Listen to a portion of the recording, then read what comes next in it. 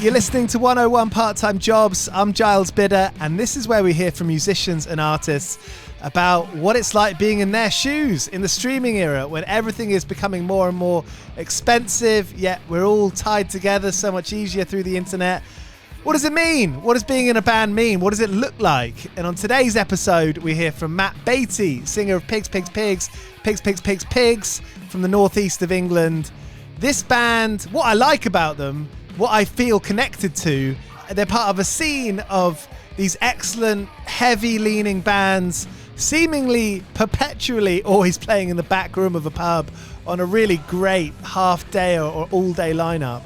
And they just get on with it, you know, they just keep on going, and are sort of pretty self-deprecating throughout it. I find that interesting, how you can dedicate yourself so much to something whilst not really, outwardly at least, thinking much of yourself. Meanwhile, we're here at home or drinking craft lager somewhere in a field out of a plastic cup, headbanging and generally having a lovely time. That's my quintessential Pig 7 experience. This is a great record, Death Hilarious, their new album's called. It's out this Friday. It's their 5th album. Go and buy it. Go and listen to it. This is Matt Baty on 101 Part-Time Jobs. Thanks so much for being here. Feel free to click subscribe. You'll get episodes every time we put them out.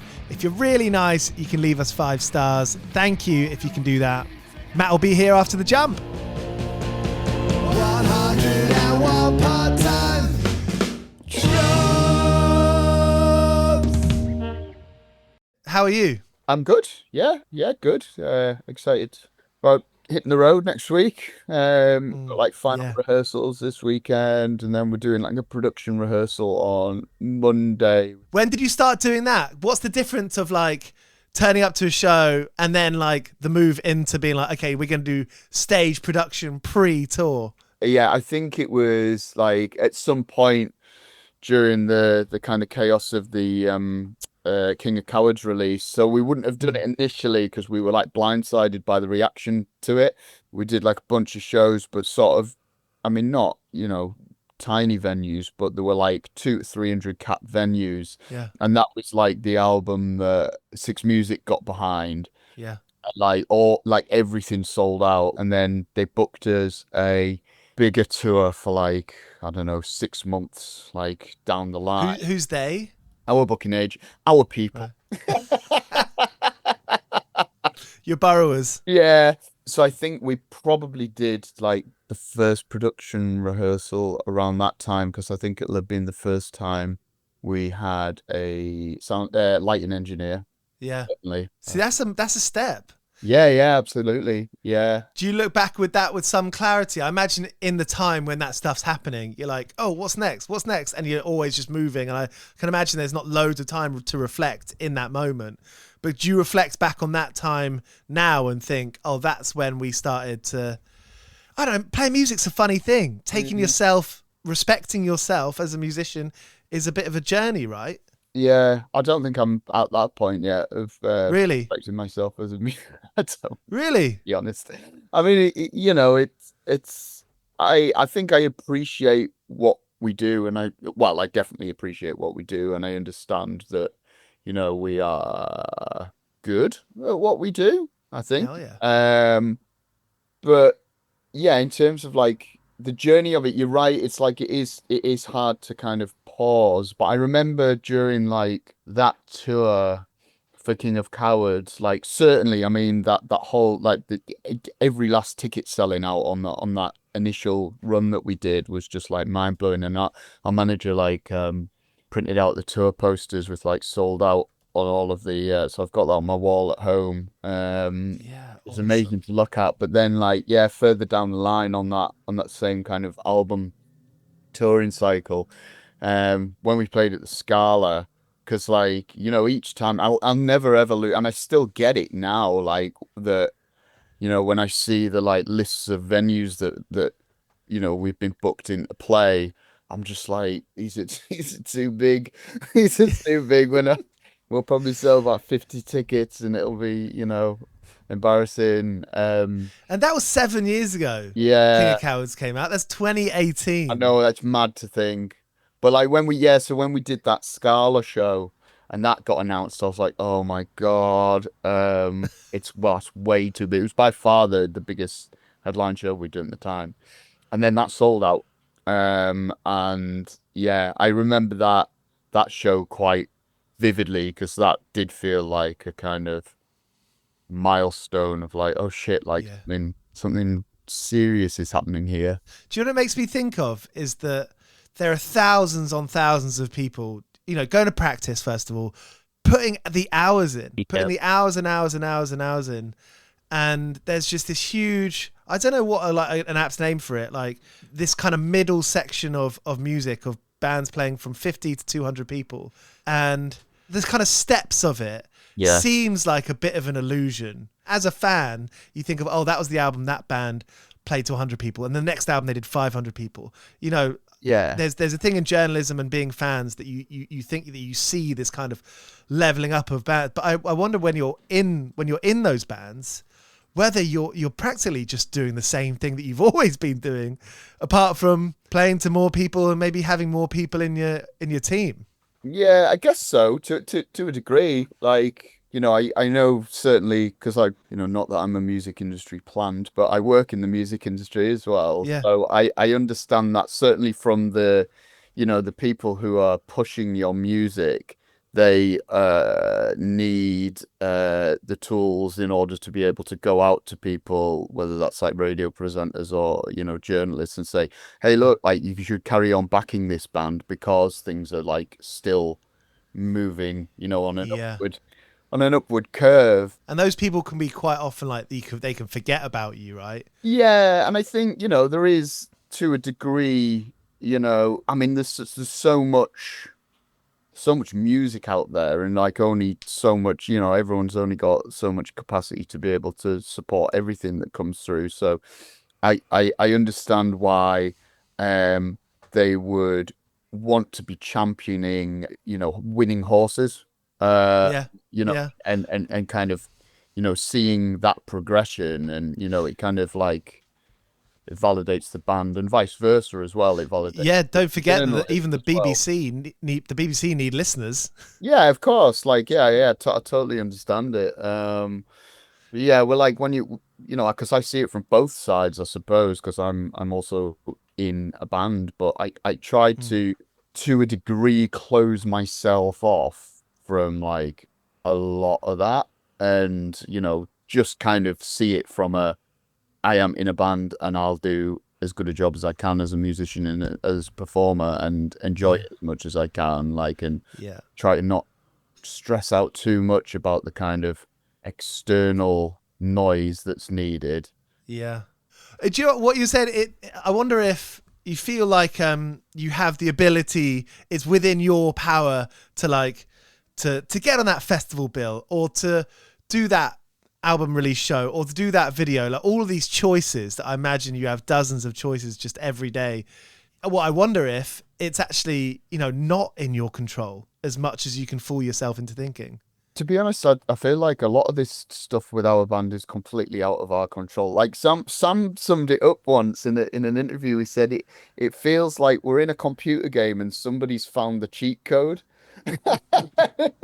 And like, throughout all of these, like every album that we've done, I feel like has brought some sort of like cosmic gifts with it that we didn't necessarily plan or aim for or shoot for Mm. when we were making the album. So with this one, it was like, you know, LP being, agreeing to do a verse on one of the tracks. Like, when we set out, started to write the album, we didn't like go, oh yeah, we should try and get like LP on the record. How did you meet LP from Run the Jewels? He just sent him an email and he said yes. Like it was honestly just like the most mind-blowingly simple process.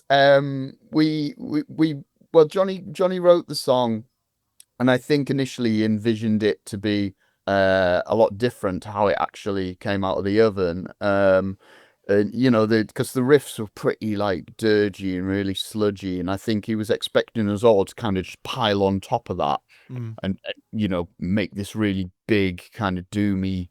quite gnarly song with it. But it sort of went the other direction, and Johnny was, riffing hard, but everyone else kind of stepped back a little bit, and it created this like really nice dynamic between like the verses and the choruses. Yeah.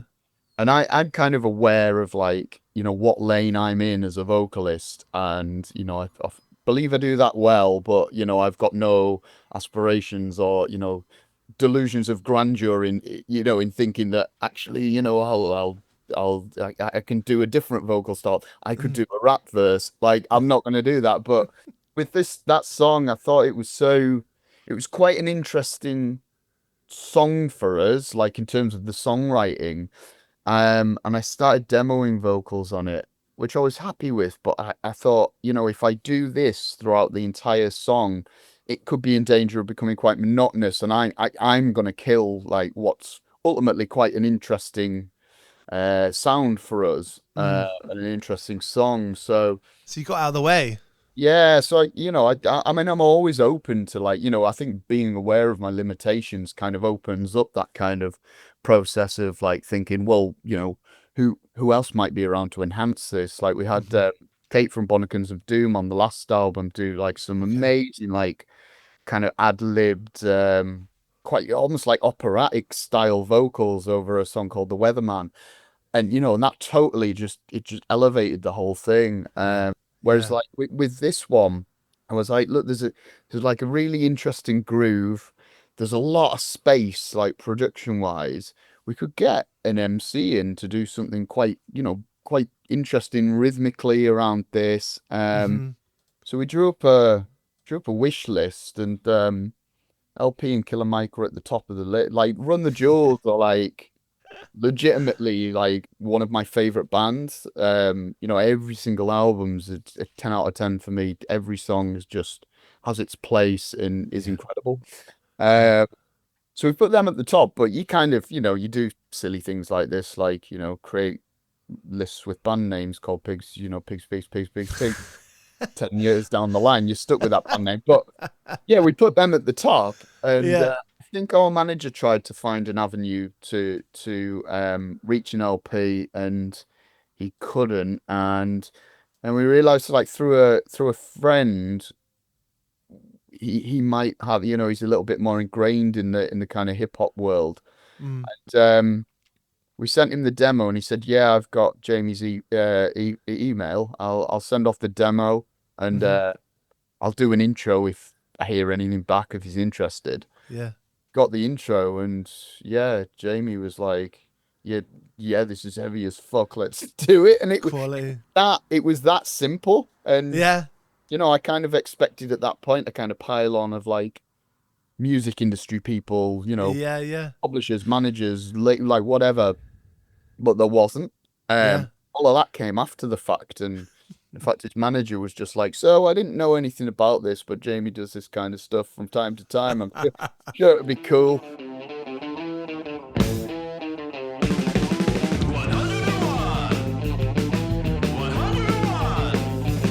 101. So you work at Wipeout Publishing, Yeah. which I'll put a link in the description. Oh, The bands that you have on it are ace, because it's like, there are some bands who are really good who don't have a million listeners on Spotify. There are some bands that are bigger, and I think that's so important. And I don't know whether this needs to be said or not. It probably does need to be said.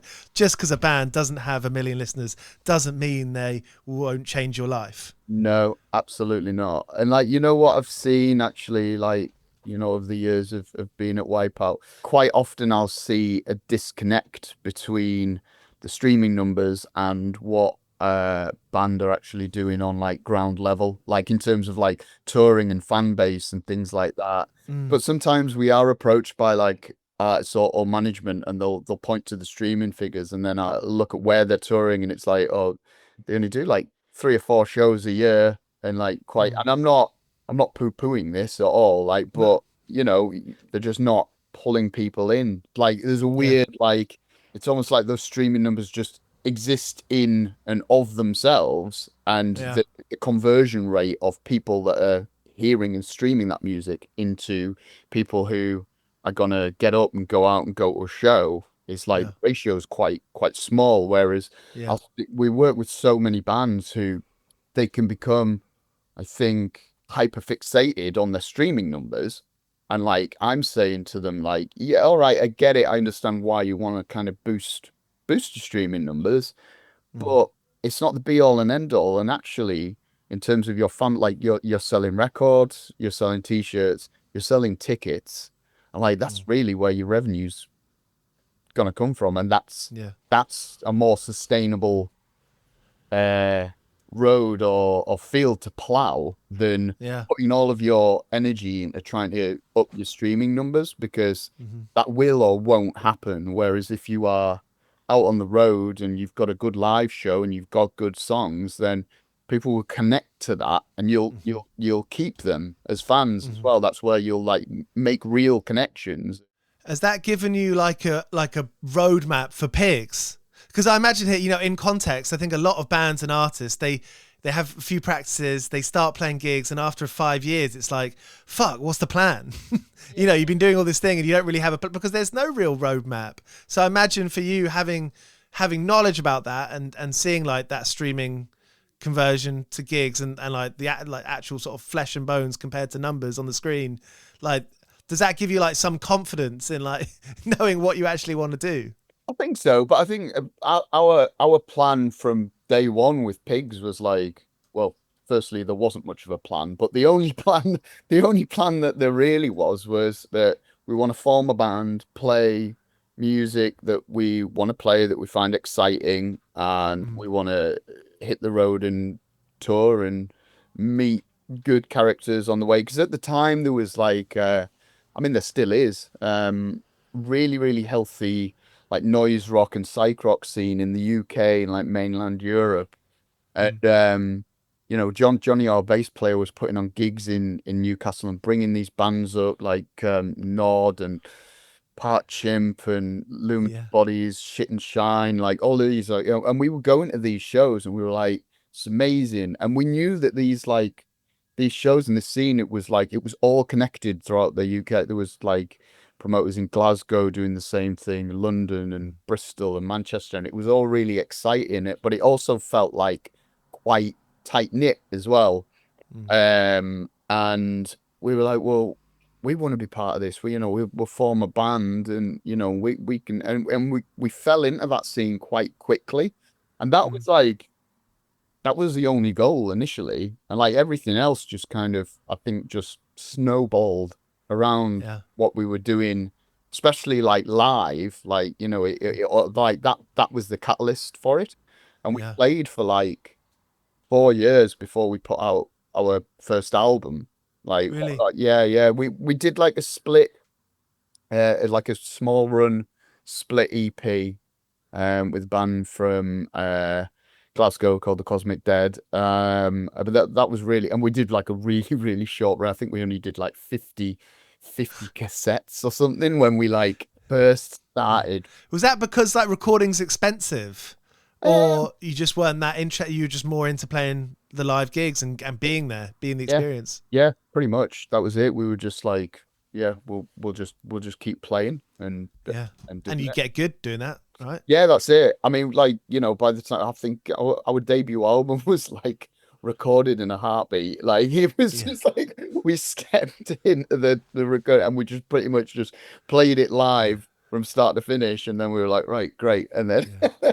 that was it. I imagine at that time, like there were blogs running, there was places you can find out about music that's outside of the mainstream. And, I've been in circles like that, and I still am, local like punk gigs and hardcore shows in London. Yeah. I feel awesome. People I've known for 15 years, but Yeah. never really just do the nod thing, Mm. And, there is the temptation, I imagine, if you're an artist, to be like, well, this is our world. We're not going to try and step out of it because we enjoy this. Yeah. And so when you do step into like, or think about the industry side of it, like radio play, festivals. I mean, obviously now there are more festivals outside of, what we'd grow up being like the Reading and Leeds. Now there's the End of the Roads and the Green Man and loads of great stuff going on. But was there a temptation to be like, nah, this is our world. We're just going to stay in it. We don't need to try and make this anything more. Like we're happy now. Yeah, there was like the only moment I think I've had with that was just ahead of the like no, actually we'd done the first album, we recorded it, and Rocket Recordings were, they were our dream label because, like, they, in terms of, like, psych and noise rock, like in the UK, they're the ones, right? And Mm. so we, like, when we started the band, and I think, like, even when we did the, like, split EP, we sent Rocket like a little email and was like, "Oh, hey, we've done this," and they did very nice, got back to us, but politely declined. Yeah. But we'd only sent them like what 15 minutes of music. It's like what they're gonna do with that? Like they're a they press up products, right? They like Yeah.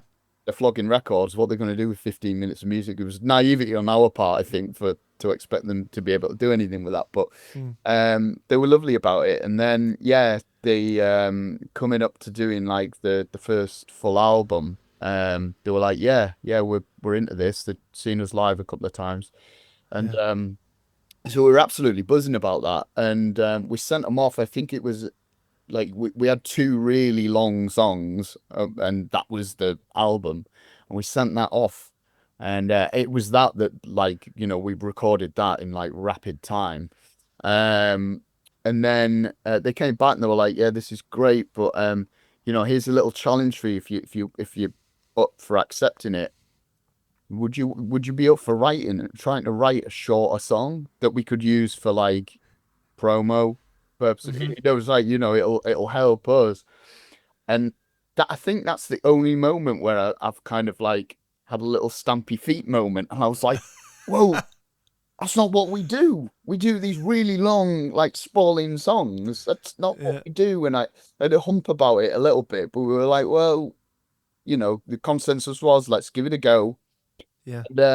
And we did it. And actually, it was like, actually quite enjoyed writing a shorter song. Like, it was like it was cool because it felt almost like a little bit challenging to us. Like, I think we'd gotten very used to like doing these like really long, sprawling songs, which we Mm. kind of loved doing. But I was like, actually, it feels like quite a worthwhile challenge, and I think it's also it's nice to have those people outside externally from the band to kind of poke us sometimes and go, hey, like, you might find this a little bit uncomfortable, but do you want to give it a go? And like ultimately, like, the people that we work with, like, we trust them, um Mm.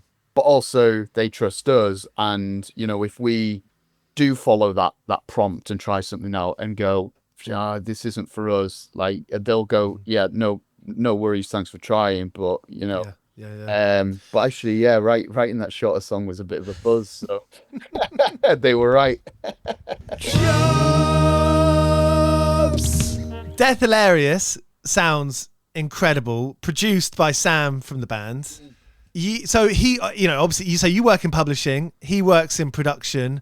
There's a two immediately kind of nice things to be self-sustainable, Yeah. right?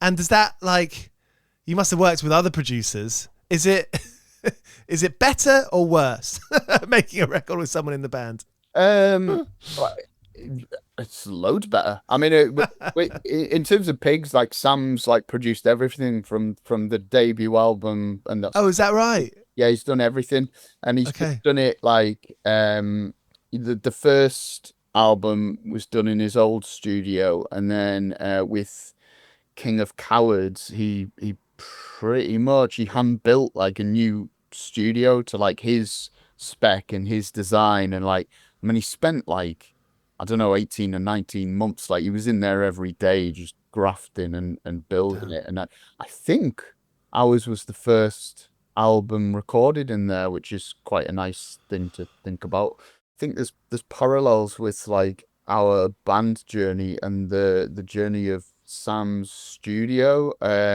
Because like it does take time, like more Mm. so than like, from a band sense. And again, like with the artists that we work with, some artists are maybe, or if I'm talking to an artist before we start to work with them, to try and I like to try and like gauge what their expectations are or where they Yeah. want to be heading. And for the most part, I'd say to like a lot of musicians, like, look, like, for 90% of bands, like it doesn't happen overnight.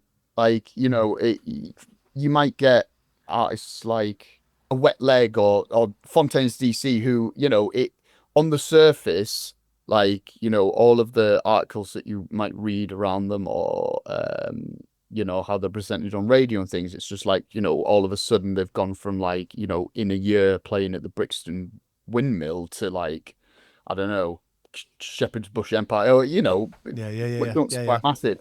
But It's a good story, isn't it? yeah, well, absolutely, and that's like, it's not like any. There's no smoke and mirrors. Like for some of those bands, it is literally like Yeah. it's gone that quickly. But then Yeah.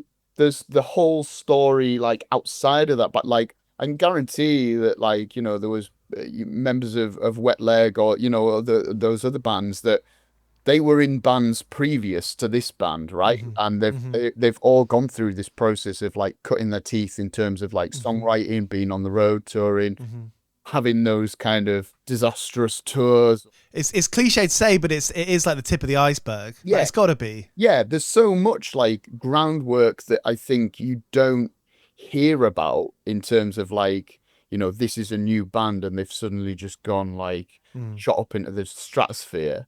Um, so I like, I'll say that to like musicians who were getting frustrated a little bit. It's like, look, like, even like with my own band, it's like, we were second album in. I mean, the first album did all right and things were kind of bubbling away quite nicely, but it was the second album that kind of Mm. sped things up. But then also, if you just remove like Pigs from the equation, like all of us in Pigs have been in bands since like the age of 16, and Yeah. we were like we'd been doing it for like I don't know 10 to 15 years before being in Pigs anyway, Yeah. Yeah. so Yeah.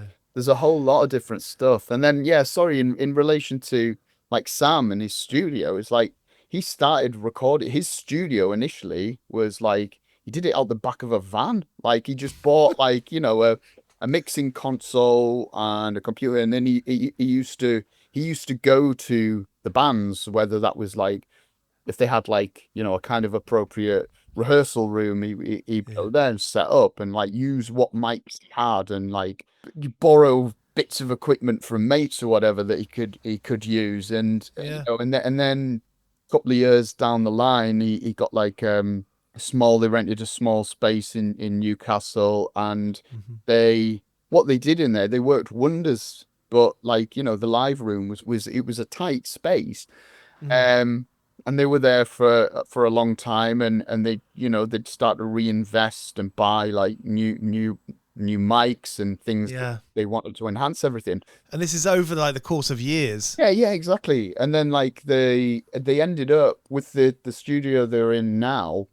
They share the building with an organization called the Star and Shadow, who they've got a music venue themselves, and they got a cinema room because they Mm. got turfed out. They were across the road from Sam's old studio, and they got kicked out. Like the landlord just decided to, hey, I'm gonna. It became a sort of Yeah. gentrified area, and Yeah. all the property value shot up. So the guy was like, hey, on your way, I'm gonna sell this space.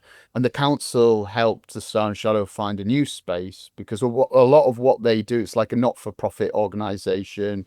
They do really worthwhile things in terms of like just helping people out, helping community out, doing like English language classes for refugees Okay. and stuff like that. They do, a lot of valuable stuff. Brilliant. And it was a big space that they got. And Sam, yeah, basically like Sam's studio lease part of that building from the Star and Shadow.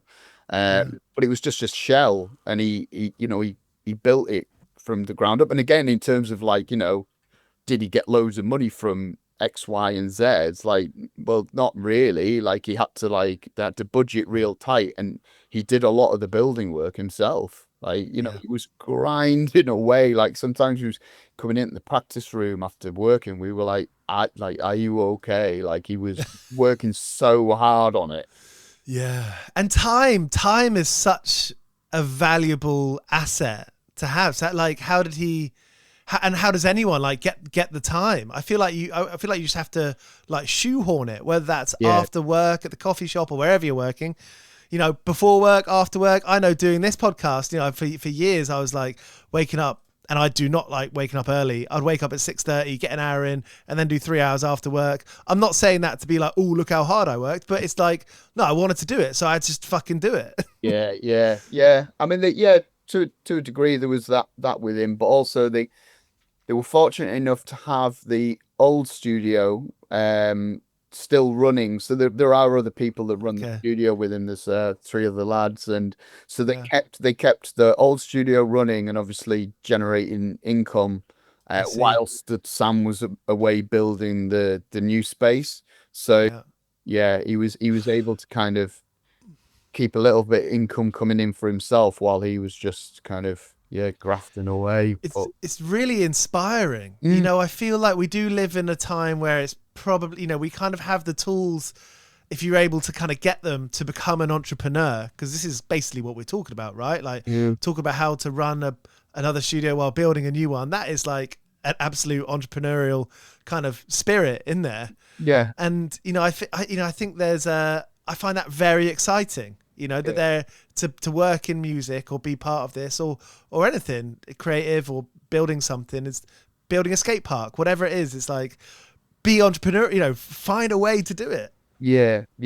I think to a degree that kind of mentality is coming back a bit. And I'm seeing, certainly from like our perspective at Wipeout Music, I'm seeing a lot of people, like, we get contacted so much by like artists that have worked with like much bigger companies than ours, that have probably, got like, well, definitely got like, maybe wider reaches or better, more resources and certainly proper budgets. So yes, an actual budget. Certainly more money than we could ever offer.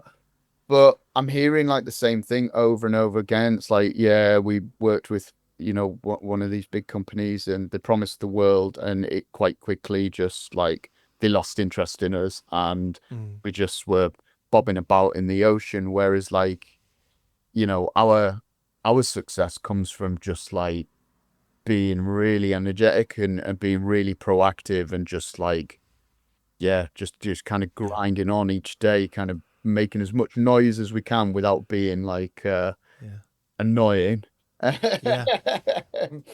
And you think of like Instagram and Meta and all of that stuff, and obviously there's huge considerations and like dangers of that stuff, because it is taking over our life. Their business is vying for our time. You wake up, go on your phone, you go on your phone before bedtime, all of that stuff. If we had to take a positive from it, it is the facts, and we all know it, but it's just kind of interesting to frame it like this, that if you are in a band or you're trying to make something, you can find the people that you're trying to reach there.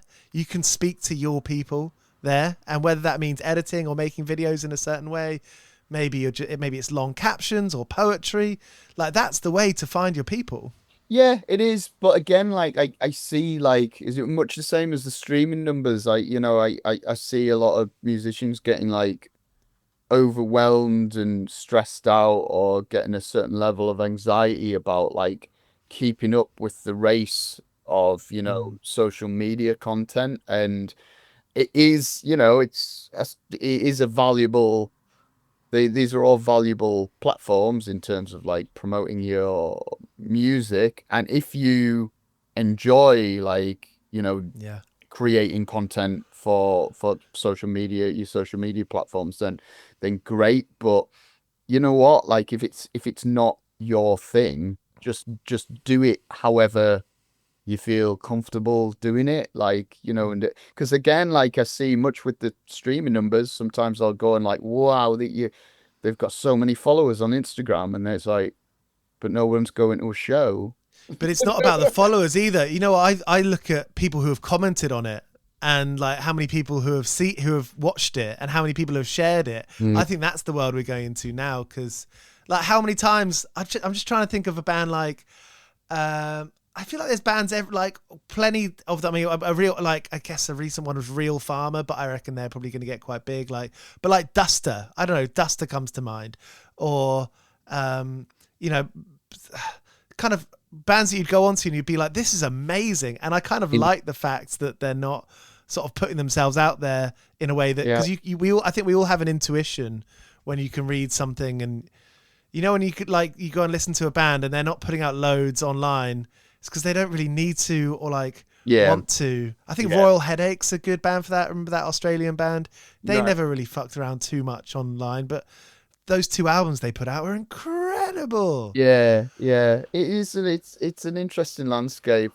I'm aware of the benefits of it, but I'm certainly aware, and I'm seeing it more and more and hearing it more and more from musicians, that the significant pitfalls to it. And I'm a dreamer, and I think in an ideal world, the solution would be to, with both streaming platforms and social media, remove the fucking public acts, the public facing stats. What are they there for?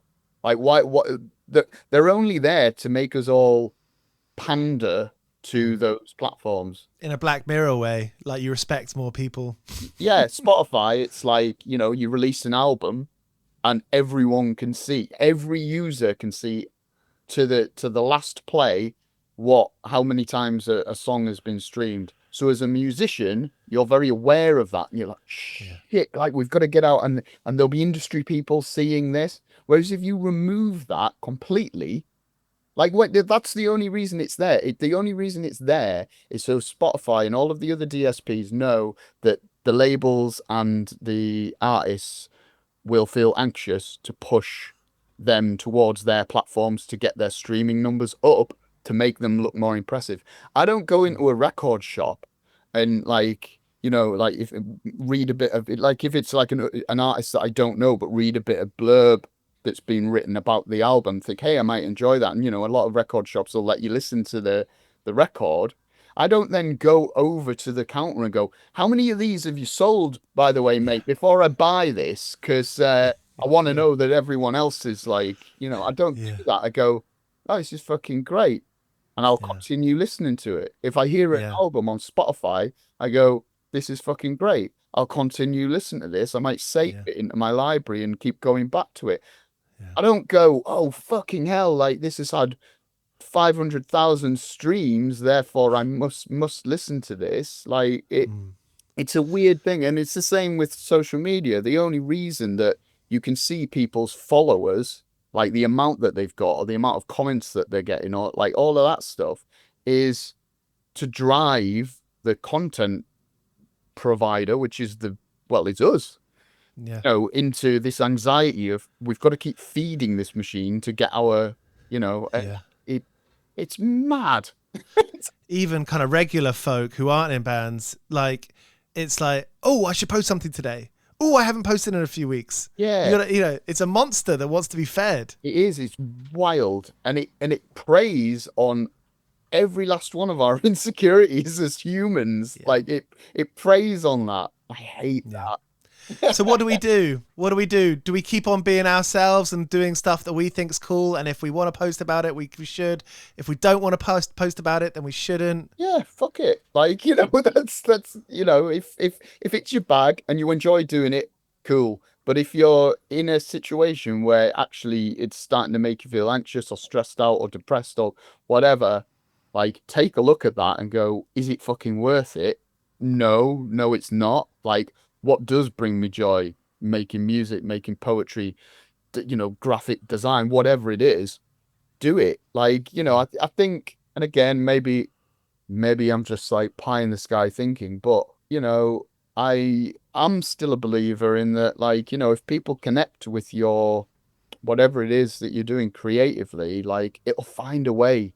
It'll find a way eventually. But then, you start to feed into those again insecurities of what is your definition of success and things like that, and how do you get to that point as quickly as possible. And there are loads of challenges. I like to think that everyone should have access to creating, whether that's drawing, whether that's tennis, whether that's skateboarding, whatever it is that makes you feel good, do that. And it doesn't need to be your job. You don't need to generate income from it. You don't even need to, like, yes, it's awesome, like, to be validated. And a lot of our validation comes from other people Yeah. responding to what we do. But just to do it, I think the world would be a much better place. I totally understand. Like I sigh a little when, you hear people say like, oh, well, I can't sing or I can't draw or I can't, whatever. It's like, oh, you totally can. Like you can draw. You might not be like Picasso, but you can draw Yeah. and you can sing. Like you got a voice, right? You can sing. It's out of tune, doesn't matter. Like, what is it that, and I think it's because we're so locked into this like hyper capitalist like mentality whereby, we're all from a young age kind of conditioned into thinking that every last output that we have as human beings must be for financial gain. And if someone doesn't want to, if somebody won't give you money for what you're doing, then it's not a worthwhile thing to do. So therefore, I'm not going to sing because I can't sing very well, and people won't pay me money to do that. Well, just remove that last part. Yeah. Sing. Yeah, you might be out of tune, but what level are you doing this at, and does it matter?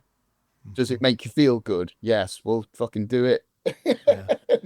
And that's 100. it. Like, remove everything else from the equation, and it becomes quite easy and enjoyable.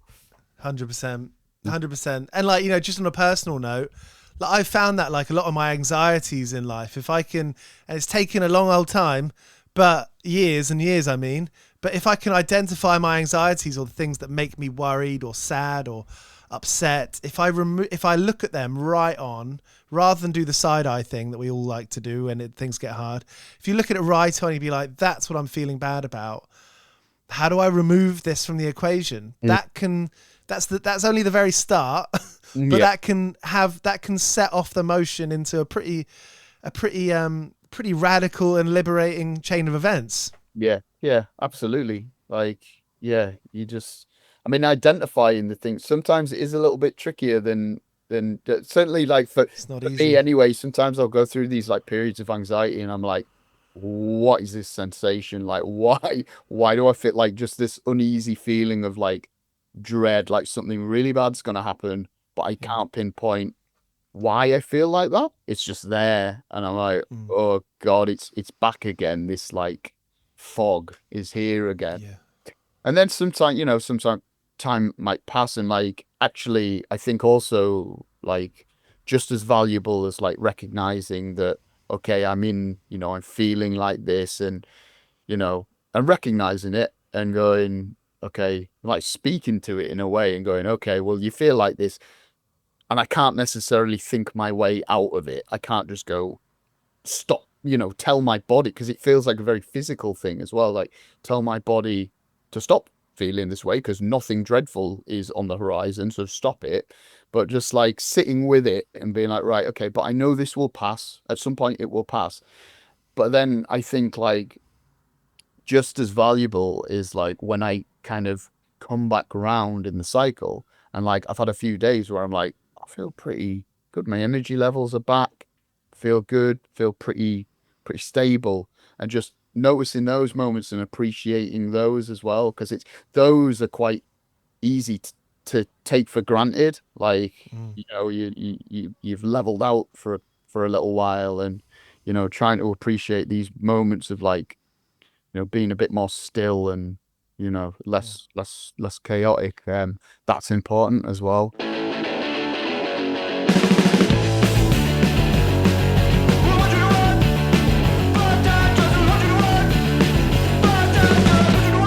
A part of Death Hilarious is the lyrical part.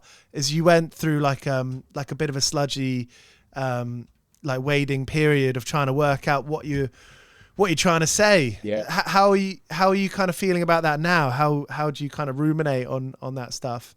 I'm not sure that like I thought this before I started like verbalizing it in an interview actually, which was quite interesting. It almost became a therapy session, and so here goes. But You can invoice me afterwards. yeah, Don't worry. yeah. By the way. But this actually ties in a bit with Wipeout actually. Like, so we've been on a pretty like stressful journey over the past, well, coming up to probably about 18 months now. So in 2023, in I think like August 2023, the guy that set up the company, John Esplin, and he ran the company for close to 30 years, completely out of the blue was diagnosed with stomach cancer. And he came into the office and he said, they've given me weeks to live here. Yeah, it was like the worst diagnosis you could possibly get. I'm so sorry. Um, they're saying there's nothing they can do for me. It's too advanced. Because I think I'd done a little research, and basically, like, stomach cancer's like fairly rare, but it's also really difficult to treat because usually when the symptoms emerge, it's usually quite developed. It's quite advanced. So they said there was nothing you could do. They were talking about end of life care, like coming out to his home. And John was like always a super pragmatic man. And he was like, so next week I'm marrying my partner because it'll make everything more straightforward. Um, and so there's the business, and you can take over the business if you want to. But we're gonna have to do it really quickly, and there'll be no input from me. I'm gonna step away immediately. Like he pretty much stepped away like on that day. He was like, I'll give you the weekend to think about it. So there'll be no judgment on my part. Do what's right for you. If you want it, if it's not for you, we'll the artists will get all the rights back. We'll carve up what's left in the bank account, and we'll go our ways. But we're like, John had always been quite open about giving us the opportunity of taking over the business. Like he wanted to retire, like, which would have been in, I guess, like 3 years time from now. And he'd always been quite open about the fact that, like, when that time came, he would give us the opportunity to take over the business. But obviously there'd have been a bit of a bloody transitional period of like, but Yeah. yeah, there wasn't any of that, so yeah, we had to move like rapidly. And not only were we dealing with the kind of like really heavy duty like emotional burden, like we had no chance to take any time off or reflect or anything. It was just like, from a business sense, from a work sense, full throttle from the fucking off. Like John, like we picked up John's inbox, getting emails in, and just been like, tasks that would have probably taken 5 minutes were taking like an hour, because we were like scurrying around trying to find like files on his computer or whatever it was. And we didn't want to keep calling him up and be like, hey, John, what have you agreed with this person? So it just it was just so fucking intense. It was so intense.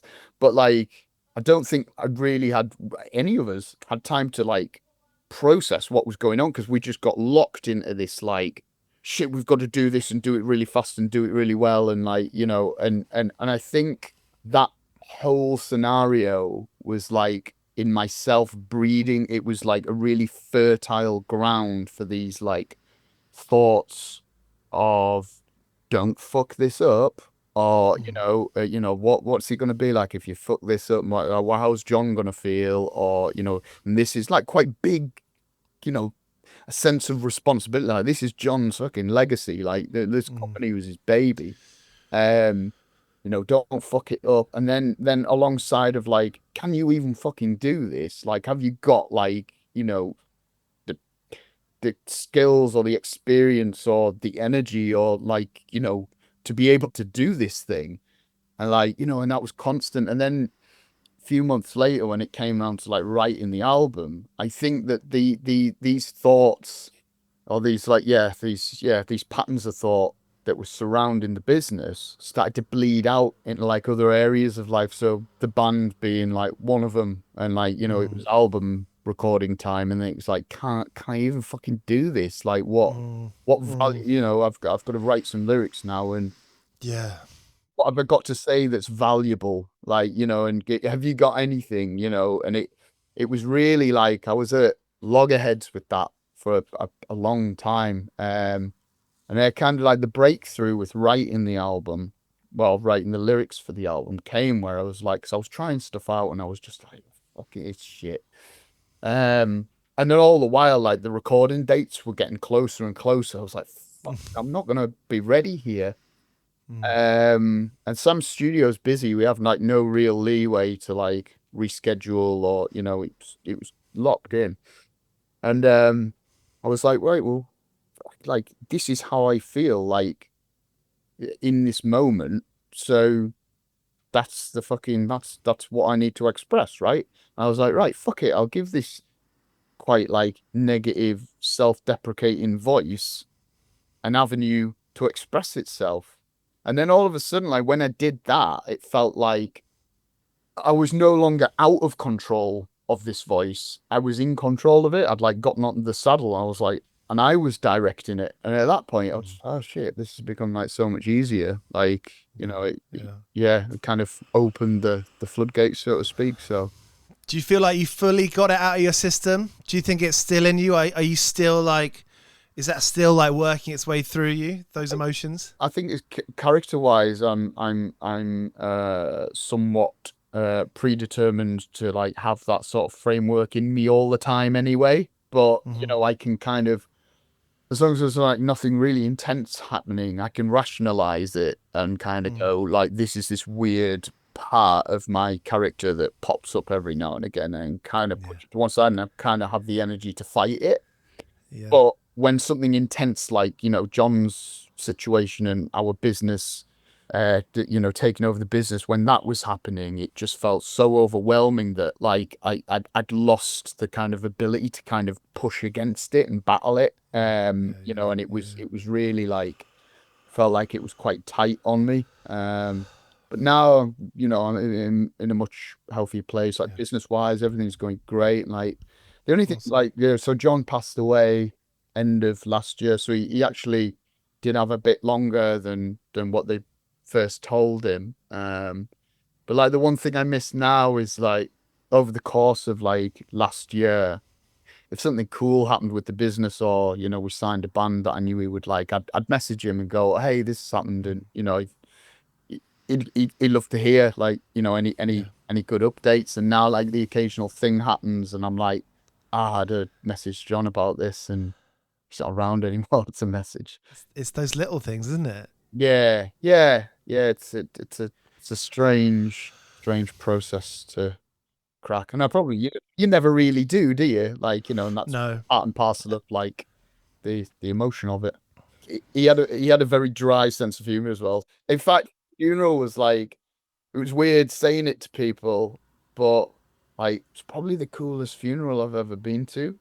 He's like, when I've never had this because obviously I was like fucking like really cut up, but like when he's because he was a big like punk rock fan, and he was like fully ingrained in that scene, and it was covered in like his favorite album covers, and like no way, sick. There was a bit there was part of it that had a photo of Steve Ignorant on it, like with his middle finger up, and I was like, that is absolutely brilliant. And then he went into the chapel, and they played Satan's Rats song.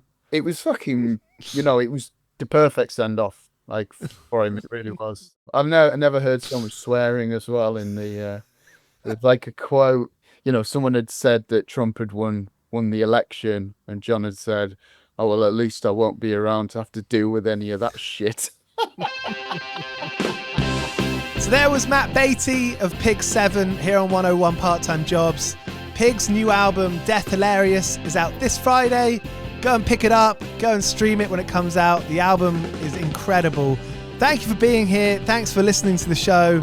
If you're able to subscribe or leave us 5 stars, that helps us out massively.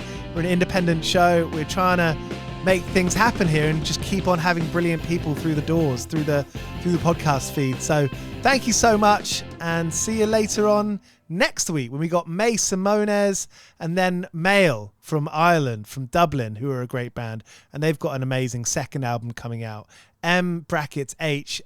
I think I'm saying that right. So that's next week. See you then. 101 Part-Time Jobs is hosted by Giles Bidder and produced by me, Olivia Swash. This has been a Mighty Moon Media production.